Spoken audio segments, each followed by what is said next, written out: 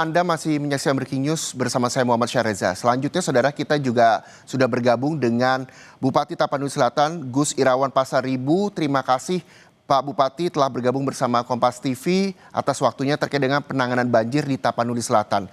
Dari data yang sudah dimiliki oleh Pak Bupati, hingga saat ini sudah berapa banyak data terkait dengan warga terdampak di sana dan bagaimana nasib mereka? Iya, data terakhir yang kemudian di Tapanuli Selatan 11 kecamatan unit bencana, korban meninggal. Oke, Pak Bupati, kami juga masih bisa diulang kembali Pak Bupati karena audionya terputus untuk bisa didengarkan oleh pemirsa Kompas TV. Silakan Pak Bupati. Tapanuli Selatan itu ada 15 kecamatan Ya. dan 13 kecamatan itu terdampak bencana ini, dan kemudian korban yang sudah terdata itu ada 85 meninggal, masih beberapa dalam pencarian, dan juga ada 70 orang masih dalam perawatan. Nah, lalu sebetulnya secara umum akses sudah terbuka dan kami rada cepat membuka akses. Karena misalnya yang paling besar terdampak itu kan di Kecamatan Batang Toru, Muara Batang Toru, Angkola Sangpunur. Lalu di sana ada Jingkot, Tambang Mas, itu masuk buka jalan dari sisi utara menuju selatan. Lalu kami dari Tapsel masuk dari Kota Sidempuan menuju selatan ke utara. Sehingga hari ketiga kami sudah bisa menembus ke area Batang Toru dan kemudian beberapa kecamatan di tetangganya. Meskipun memang hingga sekarang masih ada beberapa desa dusun yang belum bisa dijangkau oleh mobil, tetapi kami bisa pastikan logistik semua bisa sampai ke lokasi terdampak, di mana mobil belum sampai nanti akan ada berantai dengan sepeda motor untuk sampai menjangkau masyarakat kami yang ada di penampungan-penampungan. Yang ada sekarang di penampungan masih sekitar hampir 10 ribuan pengungsi yang kami tampung di beberapa penampungan-penampungan. Tetapi memang beberapa daerah kami di samping belum terjangkau oleh kendaraan roda 4 katakanlah, masih banyak desa kami yang kemudian listriknya masih sekarang belum on. Dan saya tahu masalahnya respon. Saya kira respon yang saya merasakan respon pemerintah pusat, semua saya kira unsur yang ada. Kemarin Pak Dirut PLN datang ke Tapsel, kami sarankan untuk keroyokan dari daerah-daerah tetangga kami yang tidak terkena bencana sekarang sudah berada di Tapsel semua petugasnya.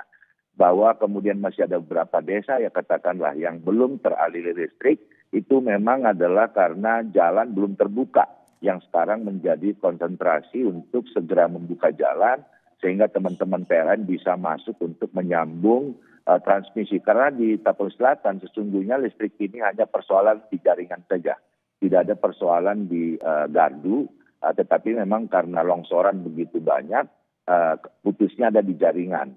Tetapi harus memang kemudian jalan sudah terbuka sehingga PLN bisa masuk untuk menyambung jaringan-jaringan yang terputus. Demikian Mas Reza. Iya, ada sejumlah listrik yang juga masih belum semuanya on dan karena itu akibat jalan yang belum terbuka. Lalu bagi warga, ada ribuan warga Bapak yang juga masih mengungsi. Bagaimana dengan distribusi bantuan? Apa yang mereka butuhkan? Tadi Bapak menyampaikan bahwa tidak semua jalan bisa dilalui mobil, akhirnya menggunakan motor untuk pendistribusi bantuan. Ya, secara umum tuh kebutuhan itu adalah di logistik. Dan juga beberapa saya kira selimut-selimut bagi mereka, karena ini kan sudah hari keberapa ya, 15 atau berapa hari gitu. Ya. Dan juga beberapa kemudian kebutuhan lain. Sebetulnya yang paling kami butuhkan saat ini logistik mungkin kami masih bisa hitung cukup untuk beberapa hari ke depan. Tetapi untuk bisa membersihkan material-material longsor maupun dari banjir bandang, ini banyak pemukiman, kemudian belum bisa masyarakat kembali ke rumahnya karena rumahnya masih banyak tertimbun material longsor maupun kiriman air banjir bandang, sehingga kami sangat butuh kemudian untuk alat berat tambahan biar bisa. Nah sekarang banyak saluran air itu masih kemudian terjadi sedimentasi, dipenuhi material longsor maupun banjir bandang, sehingga sekarang sesuai saya kira ya dari ramalan dari BMKG, masih cuaca ini belum terlalu bersahabat. 2 hari ini masih hujan di Tapanuli Selatan karena masih ada sumbatan di saluran air itu, masih kemudian begitu hujan sebentar itu air kembali masuk lagi ke rumah penduduk. Jadi butuh segera alat berat untuk membuka saluran air yang ada karena saat ini masih dipenuhi oleh material banjir maupun dari longsoran. Oke, Gitu, alat berat yang memang saat ini diperlukan untuk membuka akses semuanya. Lalu bagaimana Pak dengan ketersediaan air bersih di sana? Karena memang banyak sejumlah rumah warga bahkan di daerah sekitar di Tapanuli Selatan juga masih banyak lumpur di sana. Bagaimana dengan pemenuhan kebutuhan air bersih, Pak? Ya, memang air bersih ini menjadi masalah, tetapi kemudian kami sudah mengatasinya dengan mengoperasionalkan kendaraan-kendaraan tangki-tangki air yang kemudian itu ambil air bersih di lokasi terdekat untuk didistribusi ke lokasi-lokasi desa-desa yang membutuhkan yang airnya bermasalah. Sehingga sekali lagi ya, ini kami bersyukur sekali, kami sangat terbantu oleh kehadiran teman-teman terutama dari BNPB sudah hadir juga di sini di hari kedua, hari ketiga. Dan kemudian personil saya kira juga cukup banyak dari TNI Polri, kami Forkopim dari sini sangat solid.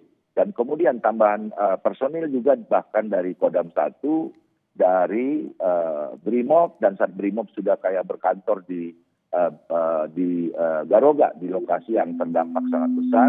Sehingga memang alat beratnya ini yang kemudian kurang. Lalu juga BNPB sudah mengirimkan 100 tim untuk membersihkan kayu-kayu terutama di daerah-daerah yang ada banjir bandang. Kemudian itu personil-personil yang ada kita optimalkan sekarang untuk membersihkan kayu-kayu dengan 100 cinso dari BNPB. Oke, kita berharap alat berat ini bisa segera datang ke Tapanuli Selatan. Ada yang mendengar, pemerintah terkait mendengar sehingga pemulihan pasca bencana di Tapanuli Selatan bisa segera dilakukan. Terima kasih atas waktunya sekali lagi Gus Irawan Pasaribu, Bupati Tapanuli Selatan bersama Kompas TV berbagi kisah, berbagi cerita bagaimana keadaan saat ini di Tapanuli Selatan. Terima kasih sekali lagi, sehat selalu Pak Bupati. Dan saudara, informasi terkait dengan dampak bencana di wilayah Aceh, Sumatera Utara dan juga